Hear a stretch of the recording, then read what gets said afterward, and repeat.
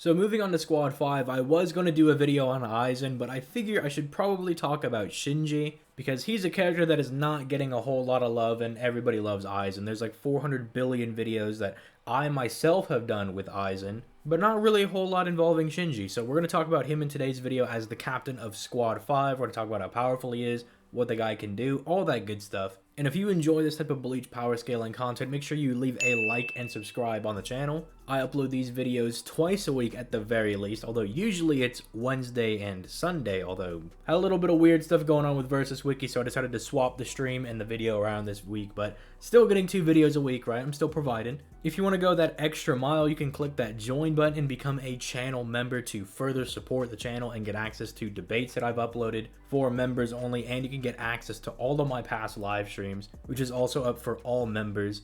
So consider doing that, getting access to all that hidden content. But with that being said, let's go ahead and talk about our boy Shinji.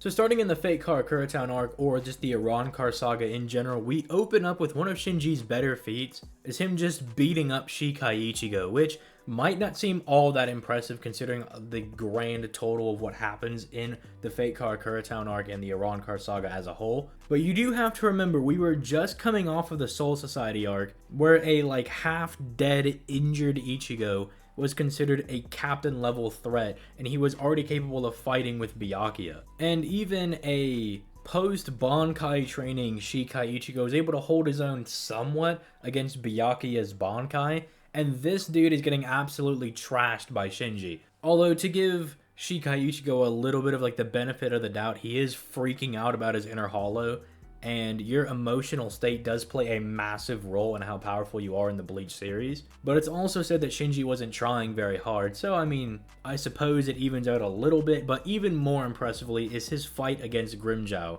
where even the data book comes out and says that Shinji was just trashing Grimmjow during the entire fight. And Grimmjow was getting beat up so badly in this fight that he was about pushed to use his resurrection. In fact, he was going to resurrect had Ulquiorra not come in and been like, hey, we already got the girl, we don't need to like bother with this anymore. But even then, like, Shinji should have been able to put up a decent fight against resurrected Grimmjow. This is just speculation. But if the resurrection is supposedly weaker than Bankai, but holification has showings that it's stronger than Bankai, and Shinji with his holification is just trashing base Grimmjow, you would think that if Grimmjow went into his resurrection, they would just become a bit more comparable, like it would more or less even the playing field out. You could maybe argue that because Grimmjow is capable of deflecting Shinji's Sarah with his own, that maybe Grimmjow would be a little stronger going into his resurrection, because they're still a bit more comparable with base Grimmjow to holified Shinji. But I can't even give that a pass, because again, Databook comes in and it's like, no, he didn't cancel out the Sero, he got obliterated by that Sero. He's lucky to even be alive at this point. And Shinji actually goes out of his way to just berate Grimmjow and say like, yeah, I guess you're fairly strong. Like, you're somewhat on the radar, and you know, that is Shinji's personality to kind of berate Grimmjow, but he also doesn't think very highly of him. Maybe you could give some points to Grimmjow by also saying that when it looked like he was about to resurrect, Shinji got a little shook, but it looked like he was more surprised, which obviously with what we've been talking about, if Grimmjow went into his resurrection, Shinji probably would have to actually try now, and he'd actually put in a lot of effort into the fight. So makes sense that he'd be a little more surprised or shook or more on guard. But then moving more into the Fate Karakura Town of the Arrancar saga, something that people really do seem to miss is that base Shinji swaps hands with Gin for like a decent amount of time. He pulls up to fight like Gin, and like, you know, when he gets cut by Kaname and then Kaname gets swatted by Sajin. Apparently Shinji was fighting Gin that entire time, because when we cut back, they're like throwing mad hands with each other. Like, you see numerous sword swings to imply that these two have been fighting for quite a decent amount of time. Again, you might be able to do some really decent stuff with this since, again, they're fighting pretty evenly base to base. Maybe you could imply that, like, holified Shinji could hold his own against Bankai Gin or something. Again, that's really good because Bankai Gin is able to demolish a holified Bankai Ichigo, so that's really, really good for him. Which, maybe if you argue that, it would actually make sense that Shinji was able to cut Aizen, but do keep in mind, Shinji actually never cut Aizen. that wound is never there after Shinji's whole little scuffle with Aizen, because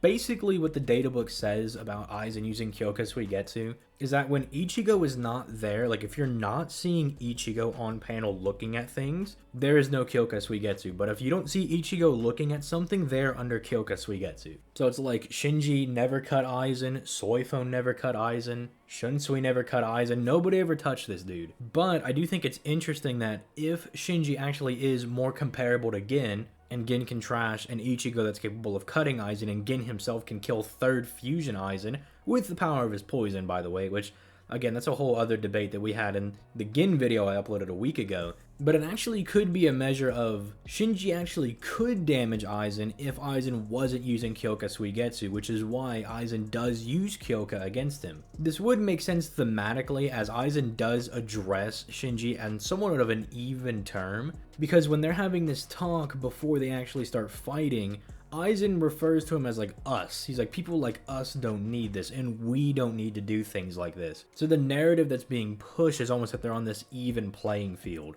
And what separates the two is that their abilities are just not even comparable remotely, because Shinji's like, oh, I have this super awesome ability that manipulates senses, and Aizen's like, it's fodder, right? And basically trounces it with his own. You could also argue that thematically it makes sense for Shinji to be somewhere in this same tier, since what's being pushed at this time is we have Aizen, who's the leader of the Arrancar army, Yamamoto, who's the leader of the Shinigami army, and Shinji, who's the leader of the masked army. So you can make it maybe like further push that by saying that thematically it also makes sense. Then we have the 1,000-Year Blood War and the Camp for Your Own World time era for Shinji, where he doesn't really do a whole lot, but what he does do, the little things he does are actually really impressive. We see that he's able to catch Bambietta with Sakanade, Bambietta obviously being one of the more stronger Stern Ritter because she's able to fight with Sajin. And it's not like she breaks out of Sakanade even while in her vault standing, she just manages to tag Shinji with one of the explosions. So you could even argue that Sakanade is strong enough to hold her inside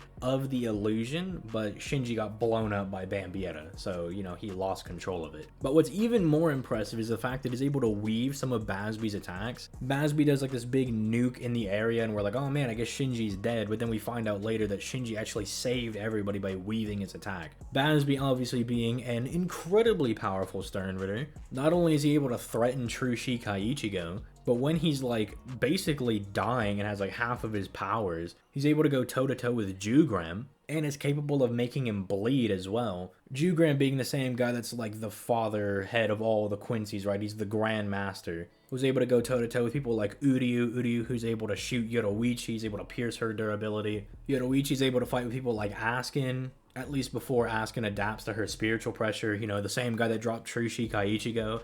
So I'm just going to say that there is some scaling there for Shinji to true Shikai Ichigo. There is some tomfoolery you could do to get this guy to being really impressive. However, when it comes to Camp for Your Own World, he doesn't really do a whole lot, or anything that he does do is vastly overshadowed by the fact that his Bankai gets revealed. So let's kind of talk about some of the things that Shinji can actually do. Let's move into these abilities. So for one, probably the easiest one is that he can use Holification. You know, it serves as an amp for Shinji. It amps all of his physical stats, and it allows him to use Seros. It gives him Holo Spiritual Pressure, which makes him like super effective against Quincy's, all that good stuff. We know that his perception is very good, as he was able to see through Aizen's Kido disguise, and he just pulled him out in the past arc. Aizen is no slouch when it comes to Kido, so him being able to see through that is very impressive. He also appears to have some good use of Kido himself.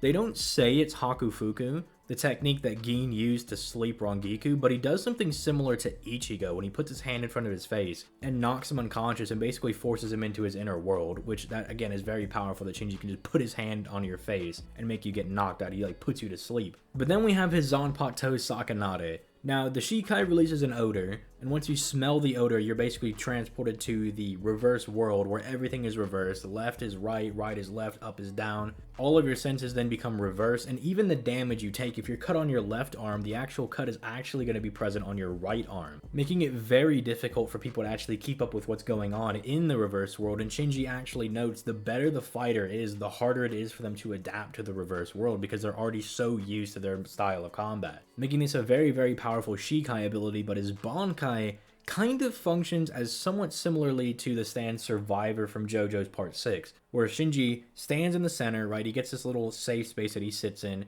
and then he just reverses the allegiances of everybody, right? He just makes everybody go berserk and start attacking each other. It's why he can't use it around allies, because then his allies will start fighting each other. And it's not just merely reversing allegiances like people think, because that actually wouldn't do anything. Because then the Shinigami would become his enemies, and then like say he's fighting the Quincy would then become his allies. Well, that didn't really do a whole lot for Shinji. What it actually does is it causes everybody to just go like absolutely mad and start attacking each other. And that's why he just sat in front of like Hikone's like old monster people coming around, popped his Bankai, and then they all just started killing each other, and that took care of itself. So his Bankai is very powerful if it's Shinji versus a lot of other people, because he's unaffected by it, but then everybody else basically just goes about killing each other, and then Shinji can try to pick off whoever's left. But I hope you guys enjoyed the video at looking at Shinji and talking about how powerful he is and what he can do.